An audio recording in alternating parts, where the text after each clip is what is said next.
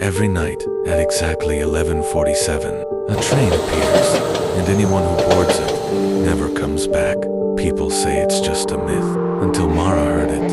Outside her window, the tracks were abandoned, the station empty for years. So what was making that sound? Her father disappeared on the last train, years ago.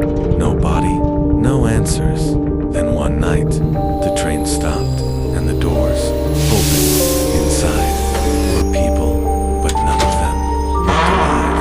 And then she saw him, her father. He whispered, "Don't get on this train." But the doors were already closing.